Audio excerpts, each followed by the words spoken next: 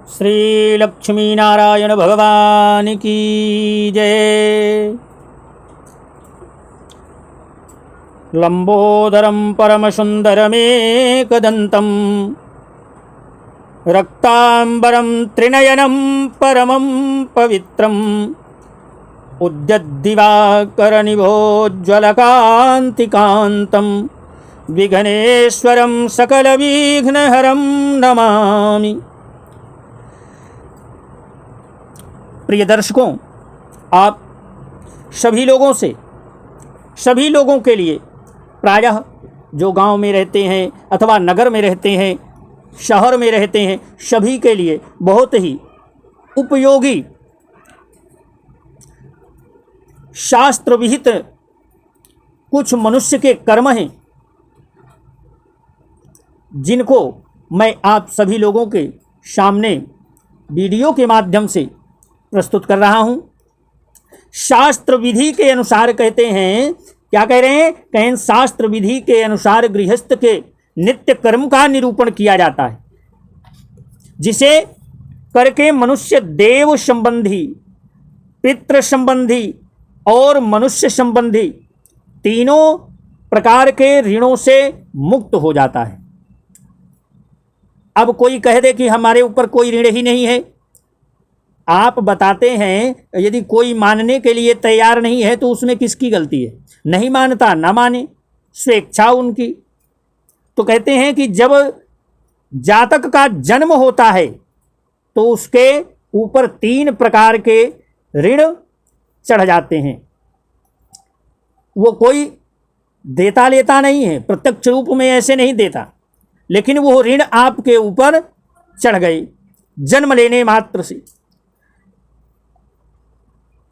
तो 3 ऋणों वाला हो जाता है व्यक्ति, जातक 3 ऋणों वाला हो जाता है। अब उससे अनऋण होने के लिए शास्त्रों ने हमें नित्य कर्म का विधान किया है।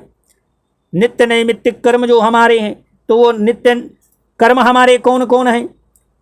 तो कहें नित्य कर्म में शारीरिक शुद्धि बहुत जरूरी है, बहुत ही आवश्यक है शरीर की शुद्धि। कहें दूसरा, तो कहें संध्या वंदन करना चाहिए। कहें तर्पण और देव पूजन प्रभृति शास्त्र निर्दिष्ट कर्म आते हैं। कहें इनमें मुख्य निम्नलिखित 6 प्रकार के कर्म बतलाए गए हैं। 6 प्रकार के कर्म बताए गए हैं और ये 6 कर्म मनुष्य को करना चाहिए, मनुष्य मात्र के कल्याण के लिए है।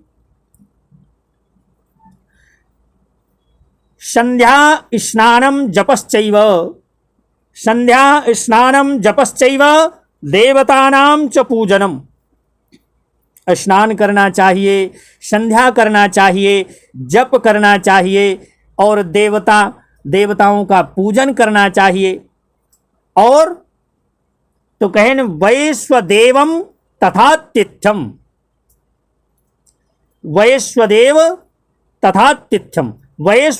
तथातिथ्यम षट्कर्माणि दिने दिने। ये 6 प्रकार के कर्म नित्य प्रतिदिन करने चाहिए। अब लोग प्रश्न ये करते हैं कि गृहस्थ आश्रम में तो यह कर्म इतने 6 प्रकार के कर्म नहीं हो पाते, बहुत व्यस्तता रहती है, जीवन बड़ा व्यस्त है महाराज। तो आप नहीं करते, देवताओं को नहीं मानते, जप नहीं मानते, मत मानिए, आपकी स्वेच्छा। तो कहते हैं यह कर्म हमको, आपको, सभी को करना चाहिए। यहाँ स्नान शब्द स्नान पूर्व के सभी कृत्यों के लिए उपलक्षक रूप में निर्दिष्ट है। पाठ क्रमादार्थक क्रमो बलियान के आधार पर, पाठ क्रमादर्थ क्रमो बलियान के आधार पर प्रथम स्नान के पश्चात संध्या समझनी चाहिए। मनुष्य को स्नान, संध्या, जप, देव पूजन, बलि, वैश्वदेव और अतिथि सत्कार, ये 6 प्रकार के कर्म आवश्यक हैं। प्रातः काल, जागरण के पश्चात तथा अथवा स्नान से पूर्व के कृत्य, अथवा नहीं, प्रातः जागरण के पश्चात स्नान से पूर्व के जो कृत्य हैं। अब स्नान के पहले कौन से कार्य हैं? तो कहें प्रातः काल उठने के बाद स्नान से पूर्व आवश्यक विभिन्न कृत्य हैं। अब वो विभिन्न कृत्य कौन कौन से हैं? तो कहें शास्त्रों ने उन्हें उनके लिए भी सुनियोजित विधि विधान बताया है। देखिए, एक चीज सबसे स्पष्ट, बहुत ही स्पष्ट है, जो भी कार्य आप विधि विधान के साथ करेंगे वो कार्य ही आपका सफल माना जाएगा। यदि आप उसको विधि विधान से नहीं करते हैं तो वो कार्य आपका सफल होने वाला नहीं है। तो गृहस्थ को अपने नित्य कर्मों के अंतर्गत स्नान से पूर्व के कृत्य जो हमारे हैं शास्त्र निर्दिष्ट पद्धति से ही करने चाहिए। करना चाहिए कि नहीं करना चाहिए? भाई, परमात्मा ने हमको इतना सुंदर शरीर दिया है और संसार में रहने का अवसर प्रदान किया है। हम आप एक दूसरे से मिल रहे हैं, एक दूसरे को जान रहे हैं। उसके पहले कौन था? हम थे कि वो थे कि जिनको हम जानते हैं, जो हमारे यार मित्र दोस्त हैं, वो कहाँ से आए? तो कहें ये सब देखने का और ये जो हमें अवसर प्रदान किया गया है, परमात्मा ने हमारे ऊपर बहुत बड़ी कृपा की है। तो भगवान का अभिवादन तो करना चाहिए कि नहीं करना चाहिए? तो कहें यदि आप नहीं करते हैं तो क्या होता है? तो कहें ये जो छह कर्मों के करने का अधिकारी होता है व्यक्ति, अतएव यहां पर क्रमशः जागरण कृत्य एवं स्नान पूर्व कृत्यों का निरूपण किया जा रहा है। मानना न मानना आपकी स्वेच्छा है कि नहीं? तो कहें ब्रह्म मुहूर्त में जाग जाना चाहिए सर्वप्रथम पहली बात। यदि जो ब्रह्म मुहूर्त में नहीं जगता, सोता रहता है, अर्थात भगवान सूर्योदय के उदय होने पर, जब सूर्योदय होता है और बहुत से ऐसे लोग हैं जो सोते रहते हैं, कोई 8 बजे जगता है, कोई 9 बजे जगता है, कोई 10 बजे जगता है, तो कहते हैं कि शास्त्र हमको इसकी अनुमति नहीं देता। तो ब्रह्म मुहूर्त में कहते हैं कि सूर्योदय के लगभग 1.5 घंटे पूर्व ब्रह्म मुहूर्त में ही जग जाना चाहिए। और इस समय जो व्यक्ति सोता है तो वो अपने किए हुए पूर्व, ध्यान दीजिएगा, पूर्व में जो किए हुए पुण्य कर्म हैं वो सब नष्ट हो जाते हैं। इसलिए सूर्योदय के समय सोना नहीं चाहिए। आ गया? भगवान भास्कर के उदय होने के 1.5 घंटे पहले ही जग जाना चाहिए। अब शास्त्र इसका निर्देश निषिद्ध भी किया है। शास्त्रों में निषिद्ध है कि सूर्योदय के समय सोना वर्जित है। अब सूर्योदय जगने के बाद के कृत्य ले लीजिए। जागने के बाद जब हम आप जगते हैं उसके बाद हमको क्या करना चाहिए? तो कहते हैं कि आंखों के खुलते ही बिस्तर पर, बेड पर अथवा चारपाई पर या फोल्डिंग पर, आज की जो व्यवस्थाएं हैं जहां पर आप सो रहे हैं, तो सोने के बाद जब आपकी निद्रा भंग होती है, आंख खुलती है, तो वहीं पर बैठ करके भगवान के नाम का स्मरण करें। आंख बंद किए हुए भगवान के नामों का स्मरण करें और आंख खुलते ही अपने दोनों हथेलियों को करावलोकन कहा गया है। कहते हैं अपने दोनों हाथों को अवलोकन करें, अर्थात देखें। हाथों को, हथेलियों को देखना चाहिए। हाथ के अग्रभाग में कहें मंत्र से देखना चाहिए। प्रश्न उठता है ना, कैसे देखें? तो कहें अपने आप आंखों से देखिए। तो कहें उसके साथ क्या करना है? कहें बहुत सरल सा श्लोक है, लगभग सभी लोग इसको पढ़ भी लेंगे और बहुत सरल है भी। कहें काराग्रे वस्ते लक्ष्मी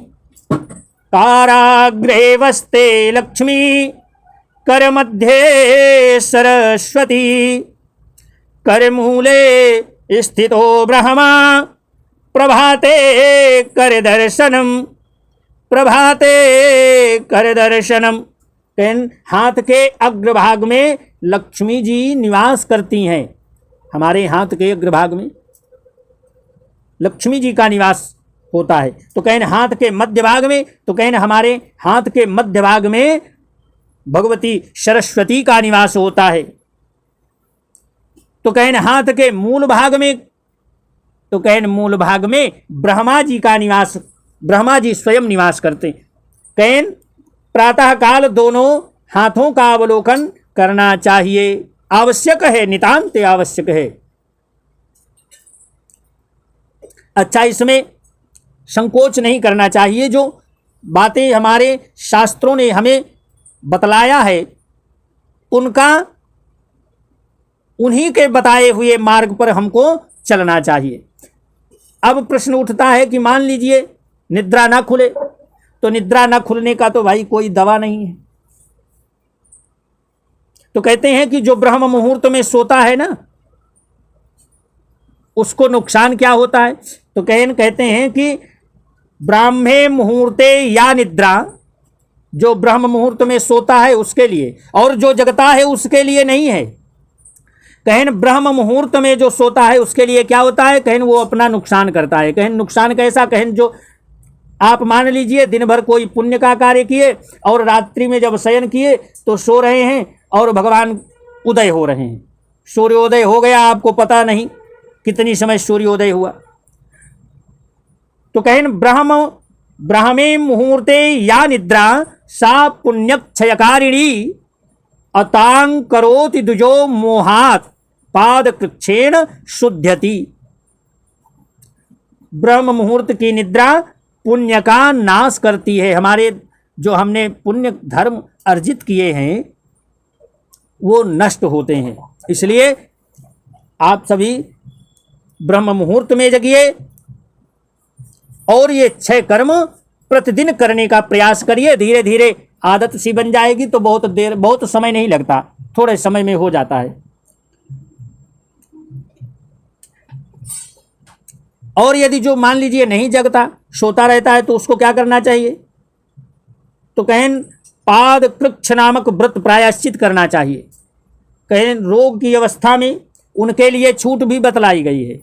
रोग की अवस्था में यदि कोई व्यक्ति रोगी है तो उसके लिए तो अब उठ नहीं सकता, असाध्य रोग हो गया है, तब पर भी उसको जग जाना चाहिए। अपने बिस्तर पर बैठ नहीं ज़्यादा चल फिर सकता तो बिस्तर छोड़ देना चाहिए। कीर्तन आदि शास्त्र विहित कार्यों के कारण इस समय यदि नींद आ भी जाए तो उसके लिए प्रायश्चित की आवश्यकता नहीं होती। कहने का तात्पर्य यह है कि यदि मान लीजिए भूलवश कोई कार्य अपचार हो जाता है भगवान का, तो भगवान उसको उस अपचार को क्षमा करते हैं। वही अपराध क्षम्य है।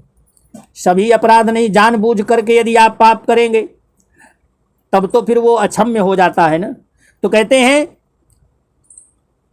जगने के बाद, करावलोकन के बाद क्या करना चाहिए? तो कहते हैं कि भूमि की वंदना करना चाहिए, पृथ्वी माता की वंदना करना चाहिए, अभिवादन करना चाहिए, उनसे क्षमा याचना करना चाहिए। कहें सैया से उठकर पृथ्वी पर पैर रखने के पूर्व पृथ्वी माता का अभिवादन करना चाहिए। कहें उन पर पैर रखने की व्यवस्था के लिए उनसे क्षमा मांगते हुए निम्न श्लोक का पाठ करें। और बहुत सरल श्लोक है, प्रायः सभी गांव के भी लोग जानते। तो कहें समुद्र वसने देवी पर्वतस्तन मंडले विष्णु पत्नी नमस्तुभ्यम पाद स्पर्शम क्षमस्व में। कहें भगवती से प्रार्थना करें अपने पैर के स्पर्श को। भाई दिन भर हम कहाँ रहते हैं?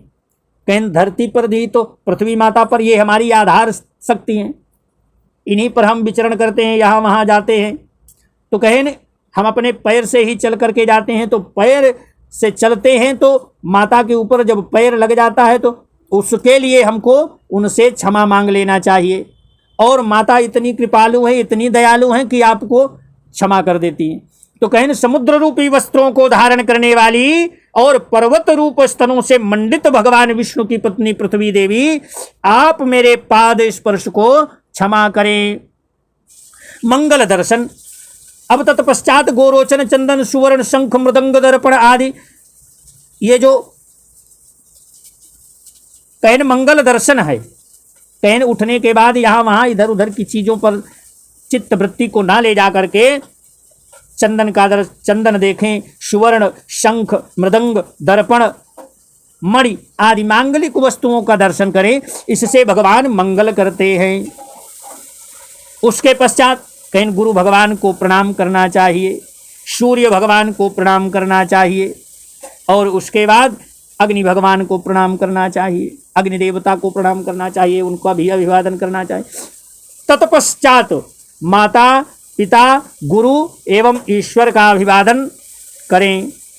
अच्छा, इस पर आप हाथ पैर मुंह धो करके और रात्रि में जो वस्त्र पहन करके सोते हैं उन वस्त्रों को बदल करके और फिर यह कार्य करें, आचमन कर लें, अपने ऊपर जल सिंचित कर लें, पवित्र हो जाएं, तो मानसिक शुद्धि हो जाती है। कहेन ओम अपवित्रः पवित्रो वा सर्वावस्थांगतोऽपि वा यः स्मरेत् पुंडरीकाक्षं सबाह्याभ्यन्तरः शुचिः अतिनील घनश्यामं नलिना यत लोचनम स्मरामि पुंडरीकाक्षं तेन स्नातो भवाम्यहम्।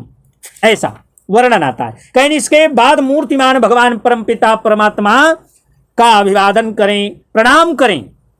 जय जय श्री लक्ष्मी नारायण भगवान की जय। कर्म और उपासना का समुच्चय तन्मूलक संकल्प। इसके बाद परमात्मा से प्रार्थना करें। आगे के वीडियो में